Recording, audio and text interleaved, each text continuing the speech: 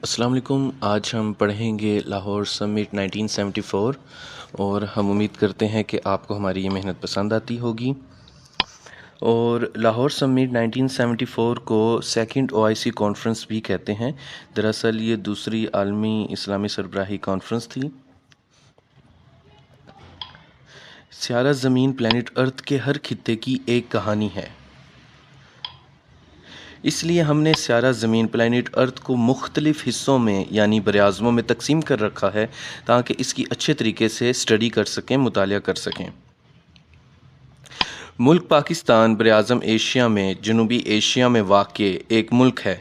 इसी मुल्क की खारजा पॉलिसी यानी फ़ॉरेन पॉलिसी की तारीख़ हम आपको पढ़ा रहे हैं। मोहतरम ख़वातीन व हज़रात, दूसरी ओआईसी कॉन्फ्रेंस लाहौर में हुई थी और इस तस्वीर में आप मुस्लिम दुनिया के माजी के बड़े बड़े सरदारों यानी लीडर्स को देख सकते हैं। यहाँ इस तस्वीर में आप देख सकते हैं कि दुनिया के मुस्लिम ममालिक सब्ज़ रंग में दिखाए गए हैं और वहाँ की अक्सरियती आबादी मेजर पॉपुलेशन मुस्लिम है, मुसलमान है। और उन ममालिक को भी दिखाया गया है जहाँ पर कम अज़ कम 10% से लेकर ज़्यादा से ज़्यादा 50% तक आबादी मुसलमान है, यानी वो अक़लियत में है, माइनॉरिटी में है। आज तकरीबन 2 अरब से ज़्यादा मुसलमान दुनिया में मौजूद हैं और अगर ये किसी मकसद के लिए इकट्ठे हो जाएं तो दुनिया की सियासत आज भी हिल सकती है। तो अब हम इस कॉन्फ्रेंस के बैकग्राउंड पर बात करेंगे कि वो कौन से वाक़यात थे जिसकी वजह से ये कॉन्फ्रेंस हुई और इसकी अहमियत में इजाफ़ा हुआ और ये अहम बनी। सबसे पहले ये कॉन्फ्रेंस 22 से 24 फरवरी में हुई थी, यानी 3 दिन ये कॉन्फ्रेंस हुई थी। इसकी मेज़बानी पाकिस्तान ने की थी, पाकिस्तान होस्ट था, यानी कि पाकिस्तान में कॉन्फ्रेंस उसके शहर लाहौर में हुई थी। ये आलीशान कॉन्फ्रेंस ओआई के सेक्रेटरी जनरल टोंका अब्दुर्रहमान की तजवीज़ यानी प्रपोज़ल पर हुई। इस कॉन्फ्रेंस में मिडल ईस्ट यानी मशरक़ वुस्ता में होने वाली तब्दीलियों पर बात होना थी, यानी वो तब्दीलियाँ जो कि 1973 में हुई थीं। मिडल ईस्ट का पूरा खित्ता अपने कुदरती वसाइल यानी नेचुरल रिसोर्सेज की वजह से और अपनी जोग्राफिया यानी जियोग्राफी की वजह से पूरी दुनिया में अहम है। खैर, तमाम मेंबर इस्लामी ममालिक ने इसमें शिरकत की, जिसकी फ़हरिस्त आप देख सकते हैं। लाहौर के लोगों ने भी गर्मजोशी से इस कॉन्फ्रेंस में अच्छा किरदार अदा किया, लोगों का खैर मकदम किया, वेलकम किया और लाहौर के लोग बहुत ज़्यादा खुश थे। आप यहाँ पर टोंका अब्दुर्रहमान की शॉर्ट बायोग्राफ़ी को पॉज करके पढ़ सकते हैं। ये मलेशिया के 1955 से लेकर 1970s तक के हुक्मरान थे और वहाँ के बहुत ही इफ़ेक्टिव लीडर थे। आप यहाँ पर मशरक़ वुस्ता यानी मिडल ईस्ट को देख सकते हैं। ये खित्ता एशिया, अफ्रीका और यूरोप के दरमियान पुल यानी ब्रिज का काम करता है और माशी इकनॉमिक तौर पर बहुत अहमियत रखता है। कुछ लोग सूडान, अफ़गानिस्तान और कभी कभार पाकिस्तान को भी इस खित्ते में शामिल करके इसकी सियासत को स्टडी करते हैं और मुस्तकबिल के बारे में बातें करते हैं, प्रिडिक्ट करते हैं।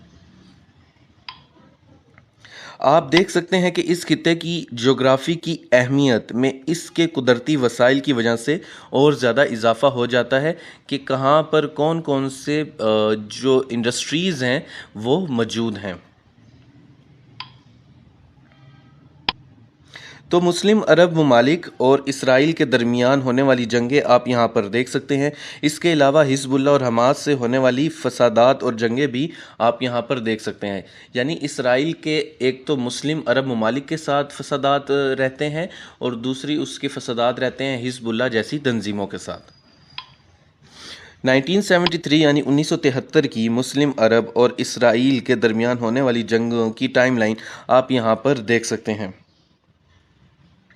इस जंग में मिस्र और शाम ने मिलकर इसराइल को शिकस्त दी थी और 1967 का जंग का हिसाब बराबर कर लिया था।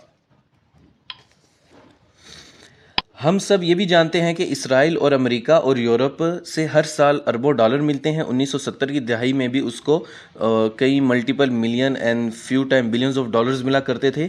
इन्हीं अरबों डॉलर को इसराइल ने साइंस एंड टेक्नोलॉजी में लगाकर मुस्लिम ममालिक से मिलिट्री और साइंस में आगे तरक्की हासिल की, यानी कि जो एड उनको अमेरिका से हासिल होती थी तो वो उसको साइंस एंड टेक्नोलॉजी में एंड मिलिट्री एम्पावरमेंट में लगाते थे।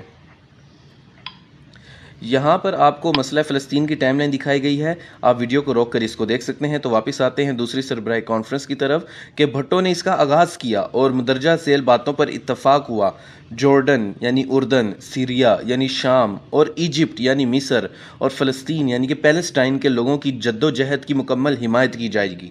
इसके अलावा ये तय पाया गया कि मसला फ़लस्तीन के लिए काम किया जाएगा और अरब मुस्लिम ही इसके वली हकदार होंगे। इसके अलावा इस्लामी तहज़ीब, तहफ़्फ़ुज़, तालीम के लिए बजट और फ़ंड बनाने का भी फ़ैसला किया गया था।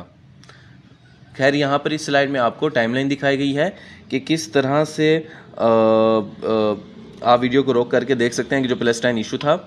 और इस स्लाइड में यानी बताया गया है जो मैंने पहले बात की थी कि जॉर्डन, सीरिया, इजिप्ट और फ़लस्तीन की जद्दोजहद की हिमायत की जाएगी और इसके अलावा culture promotion, solidarity promotion, education promotion के लिए फ़ंड वगैरह कायम किए जाएंगे। और हाँ, इसके अलावा उस स्लाइड में ये भी था कि जो यरूशलेम है उसके असल जो वली हैं, हकदार हैं, वो अरब मुस्लिम ही होंगे। अब हम इस कॉन्फ्रेंस के आउटकम्स यानी नताइज देखेंगे। इंडिया ने यह देख लिया था कि मशरक़ी पाकिस्तान के टूटने और 1971 की जंग में शिकस्त होने के बावजूद भी पाकिस्तान के बेशुमार दोस्त मौजूद हैं। इसके अलावा पुरानी बातों को बुलाकर बांग्लादेश के वजूद को मान लिया गया था और शेख मुजीबुर रहमान की लाहौर आमद को खुश आमदीद कहा गया था, यानी वेलकम किया गया था। इस तरह बाकी मुस्लिम ममालिक ने भी बांग्लादेश के वजूद को मान लिया था। इसके अलावा पैलेस्टाइन लिबरेशन ऑर्गेनाइजेशन यानी PLO, जिसके जो सरबराह थे वो यासिर अराफात थे, को फ़लस्तीन की नुमाइंदगी करने के लिए मुंतखब कर लिया गया। इससे UN में भी मसला फ़लस्तीन मजबूत हुआ। इसके बाद यासिर अराफात ने कई मरतबा कहा कि फ़लस्तीन का जन्म लाहौर में हुआ था। इसके अलावा वो मुस्लिम दुनिया को इकट्ठे होने से अपनी अहमियत का अंदाज़ा हुआ और उनके पास जो तेल की दौलत है, कुदरती वसाइल की दौलत है, वो कितनी अहम है, इस बात का भी अंदाज़ा हुआ। इस कॉन्फ्रेंस से पूरी दुनिया को ये पैगाम मिल गया कि बैतुल मुक़द्दस मुसलमानों के लिए बहुत ज़्यादा अहम है और वो इसके लिए जद्दोजहद करते रहेंगे। इससे मिस्र की 1973 की जंग के बाद पोजीशन और मजबूत हो गई और टेबल टॉक में वेस्ट के साथ बात करने में उसको बहुत ज़्यादा फ़ायदा हुआ, उसको नेगोशिएशन में काफ़ी बेनिफिट्स हासिल हुए। यहाँ पर आप देख सकते हैं शेख मुजीबुर रहमान और भुट्टो साथ इकट्ठे खड़े हैं। तो दोस्तों, ये आज का लेक्चर था। हम उम्मीद करते हैं कि आपको पसंद आया होगा। तो चैनल पर बार बार आने के लिए और वीडियोस देखने के लिए आप सभी लोगों का बहुत बहुत शुक्रिया और हम उम्मीद करते हैं कि हमारी मेहनत, ये काविश आपको पसंद आती होगी। अल्लाह हाफिज़।